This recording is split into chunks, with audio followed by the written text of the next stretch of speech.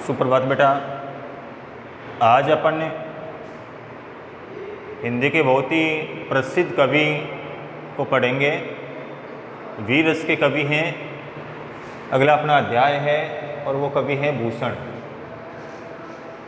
आपकी पाठ्य पुस्तक में एकमात्र वीर रस के ये कवि हैं। तो सबसे पहले इनका अपन परिचय देखेंगे। भूषण का परिचय है। भूषण का जो जन्म था, भूषण का जन्म हुआ था कोई 1613 ईस्वी में। कब हुआ था बेटा? भूषण का जन्म हुआ था कोई 1613 ईस्वी में। कहाँ पे हुआ था? उत्तर प्रदेश के कानपुर जिले के तिकवापुर गांव में। कहाँ पे हुआ था बेटा? 1613 ईस्वी में उत्तर प्रदेश के कानपुर जिले के तिकवापुर गांव में इनका क्या हुआ था? जन्म हुआ था। इनके जो पिता थे, इनके पिता का नाम कोई बताया जाता है रत्नाकर त्रिपाठी।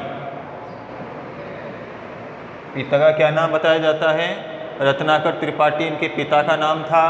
और इनका जो इनका मूल नाम था घनश्याम। मूल नाम क्या था इनका? घनश्याम था। ये भूषण थी। भूषण की इनको क्या मिली हुई थी? उपाधि।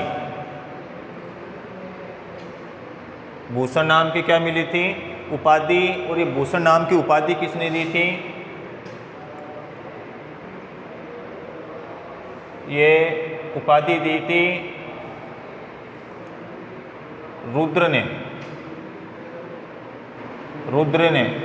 रुद्र सोलंकी।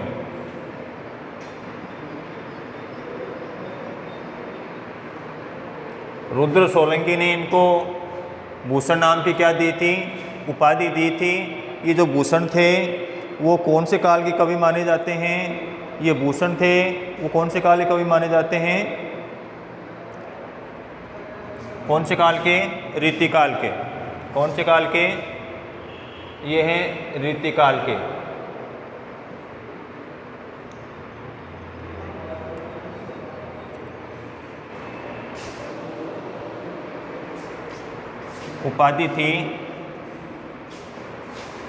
उपाधि दी थी चित्रकूट के सोलंकी राजा रुद्र द्वारा। ये भूषण की उपाधि किसके द्वारा दी गई थी? चित्रकूट के सोलंकी राजा कौन थे? रुद्र के द्वारा इनको किसकी उपाधि दी गई थी? भूषण की उपाधि दी गई थी। ये कौन से काल के कवि थे?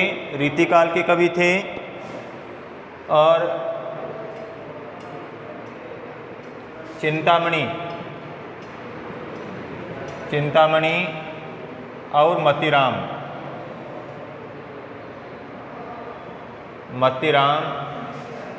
इनके भाई थे। चिंतामणि और मतीराम थे, वो भूषण के क्या थे? भाई थे। ये दोनों भी कवि थे। और कौन से काल के थे? ये भी रीतिकाल के ही क्या थे? दोनों कवि थे। तो चिंतामणि और मतीराम दोनों उनके क्या थे? भाई थे।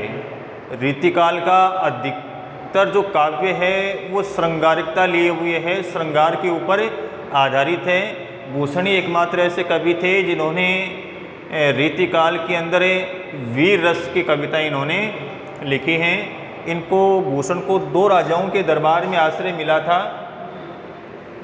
आश्रय एक तो थे महाराज शिवाजी और दूसरे थे पन्ना के महाराज छत्रसाल। 2 राजाओं के दरबार में इनको आश्रय मिला था। एक तो महाराज शिवाजी और दूसरे पन्ना के महाराज थे कौन? छत्रसाल। रीतिकाल के अधिकतर कवि थे वो राजाओं के दरबार में रहते थे क्योंकि उस समय हर कवि के सामने अपनी रोजी रोटी का क्या था, संकट था।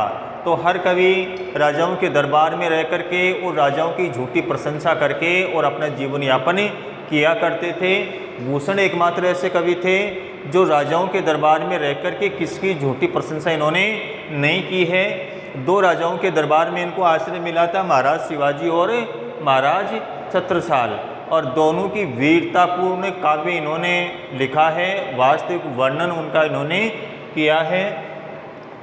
और छत्रसाल थे, छत्रसाल के दरबार में इनको इतना अधिक सम्मान मिला था कि इनको विदा करते समय महाराज छत्रसाल ने स्वयं इनकी पालकी को कंधा दिया था। ऐसा भी कहा जाता है कि छत्रसाल के दरबार में इनको क्या मिला था, अत्यधिक मान सम्मान मिला था। बात करते हैं बेटा इनकी रचनाओं की, और इनकी 3 रचनाएं प्रमुख हैं।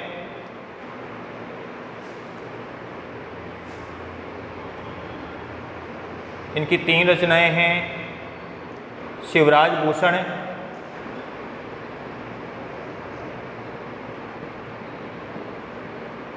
छत्रसाल दशक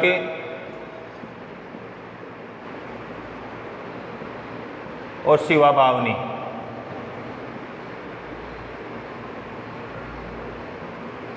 तीन रचनाएं इनकी प्रमुख मानी जाती हैं, शिवराज भूषण, छत्रसाल दशक और शिवा बावनी इनकी प्रमुख क्या हैं, रचनाएं मानी जाती हैं। रीतिकाल के अंदर इन्होंने वीरता पर काव्य लिखा है।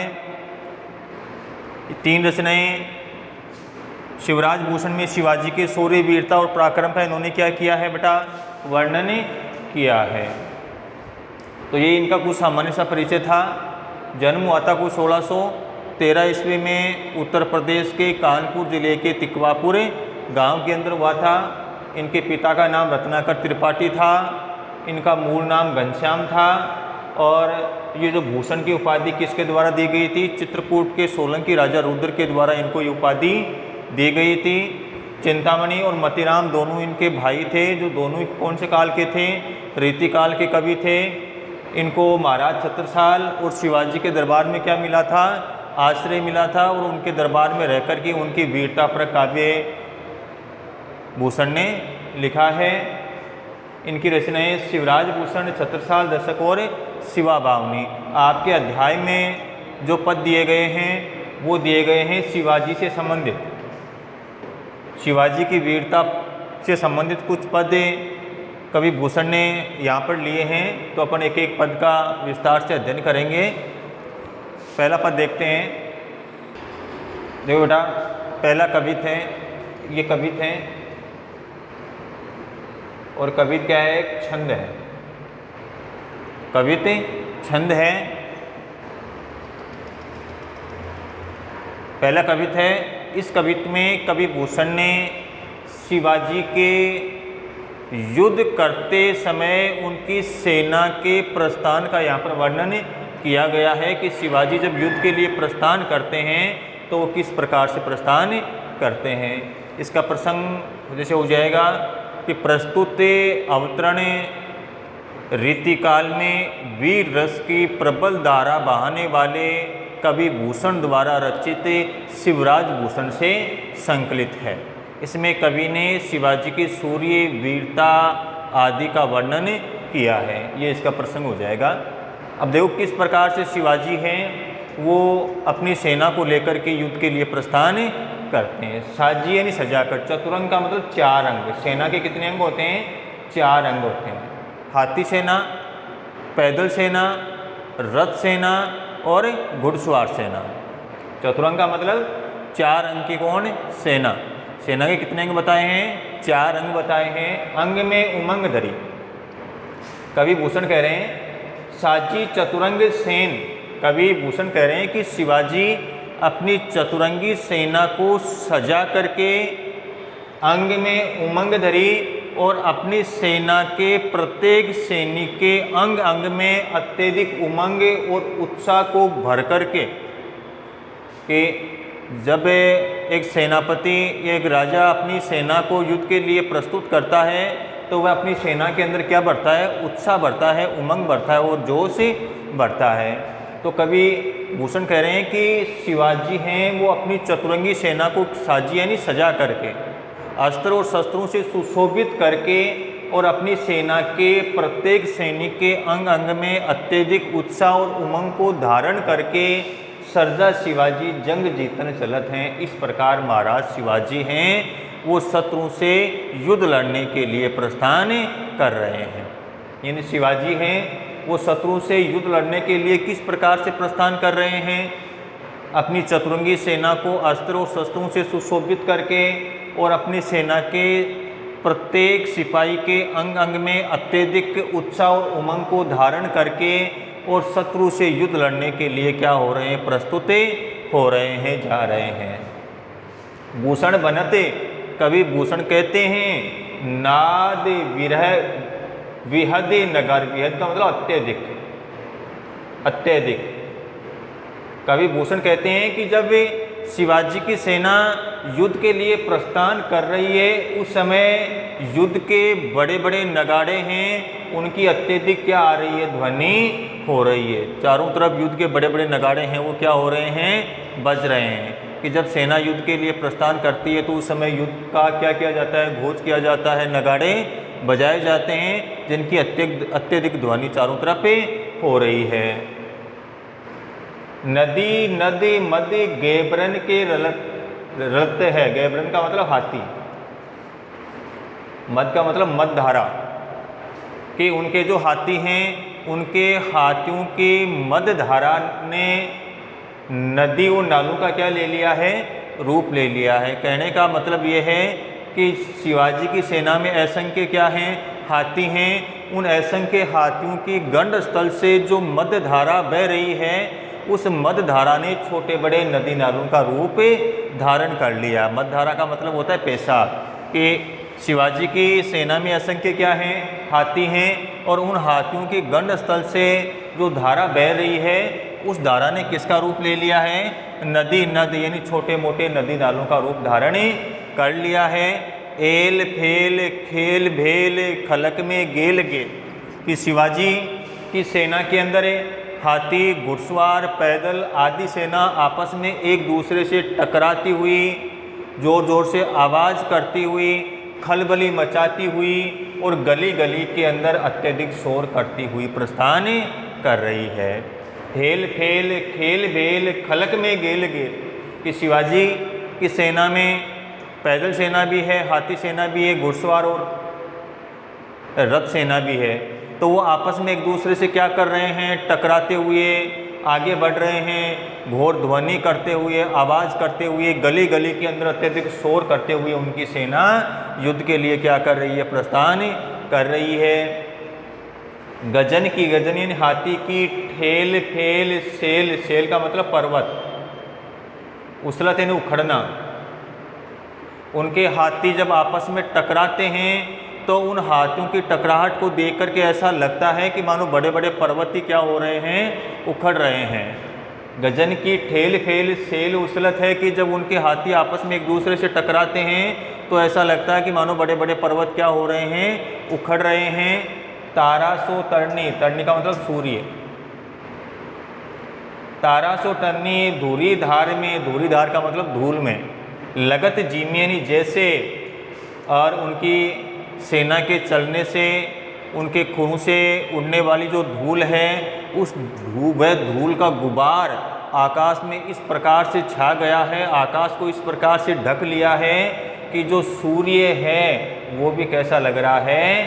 तारे के समान छोटा सा प्रतीत हो रहा है। यानी आकाश के अंदर उनके जो सेना चल रही है उन सेना के पैरों और उनकी खुरों से जो मिट्टी उड़ रही है वह मिट्टी पूरे आकाश के अंदर छा गई है और उस मिट्टी के कारण जो सूर्य है वो भी तारे के समान बिल्कुल छोटा सा प्रतीत हो रहा है।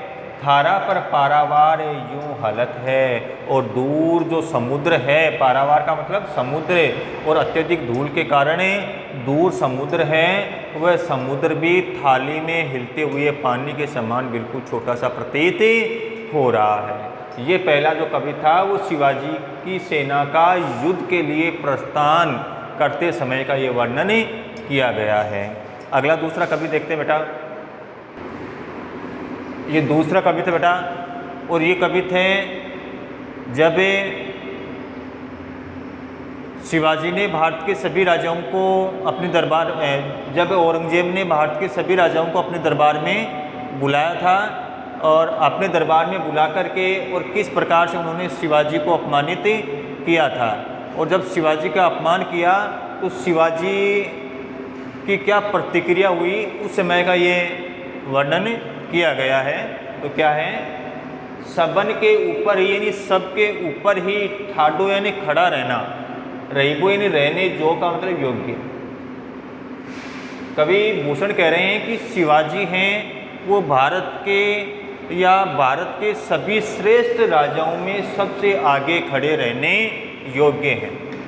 कवि भूषण कह रहे हैं कि शिवाजी हैं वो हिंदू के सभी राजाओं में सबसे क्या हैं, श्रेष्ठ हैं, इन सबसे आगे खड़े रहने योग्य। सबसे आगे खड़े रहने का मतलब सबसे योग्य होना। तो सबन के ऊपर ही ठाडो रहीबो की जोग। कवि भूषण कह रहे हैं कि शिवाजी हैं वो भारत के सभी राजाओं में सबसे आगे खड़े रहने योग्य हैं, अर्थात सबसे अधिक प्रतापी और वीर हैं। ताही उनको खरो कियो खड़ा कर दिया 6000 इनके नीरे पास में। ऐसे श्रेष्ठ और प्रतापी राजा को औरंगजेब ने अपने दरबार में बुला करके और 6000 राजाओं की श्रेणी में खड़ा कर दिया। ये सम्मान हुआ करते थे राजाओं के दरबार में, 6000 7000। तो 6000 था वो सबसे निम्न राजाओं की क्या थी, एक श्रेणी थी। 6000 श्रेणी के अंदर वो राजा आते थे जो सामान्य राजा हुआ करते थे। अब शिवाजी थे वो भारत के सभी राजाओं में सबसे श्रेष्ठ थे और ऐसे राजा को औरंगजेब ने अपने दरबार में बुला करके और कौन से राजाओं की पंक्ति में खड़ा कर दिया, 6000 राजाओं की पंक्ति में, अर्थात सामान्य राजाओं की पंक्ति में क्या कर दिया, खड़ा कर दिया। यानी गैर मिसले ने अनुचित। इस बात को शिवाजी ने क्या माना, अनुचित माना कि एक श्रेष्ठ राजा को एक सामान्य राजाओं की पंक्ति में खड़ा कर दे तो ये उस राजा का क्या होता है, अपमान होता है। तो शिवाजी ने भी इस बात को क्या माना, अनुचित माना। गुस्सिले गुस्सा धारी उरे, और अत्यधिक गुस्सा अपने मन में क्या कर लिया, धारण कर लिया। जब शिवाजी को 6000 अर्थात सामान्य राजाओं की पंक्ति में खड़ा कर दिया, इस बात को शिवाजी ने कैसा माना, अनुचित माना और अपने मन में अत्यधिक गुस्से को क्या कर लिया, धारण कर लिया। कीनों ने सलाम। और जब औरंगजेब आया तो औरंगजेब को उसने झुक कर के सलाम भी नहीं किया, न वचन बोले सियरे, और उसकी जय जयकार के अंदर भी कोई वचन नहीं बोले, क्योंकि उसको सामान्य राजाओं की पंक्ति में खड़ा कर दिया और अत्यधिक गुस्सा औरंगजेब के प्रति उनके मन में था। तो झुक कर के दूसरे राजाओं की तरह शिवाजी ने सलाम भी नहीं किया और उनकी जय जयकार में वचन भी नहीं बोले, अर्थात उनकी जय जयकार भी नहीं की। भूषण बनते, कवि भूषण कहते हैं महावीर बलकन लागे। उस समय शिवाजी अत्यधिक क्रोध में आकर के और बोलने लगते हैं। बलकन का मतलब बोलना, अत्यधिक गुस्से में आकर के बोलने लगते हैं। सारी पातशाही के उड़ाए गए जियरे। और उस समय शिवाजी के क्रोधपूर्ण वचनों को देख करके बादशाह की पूरी सेना के हृदय क्या हो गए, उठ गए, अर्थात बादशाह की पूरी सेना शिवाजी के क्रोध को देख करके अत्यधिक भयभीत हो गई।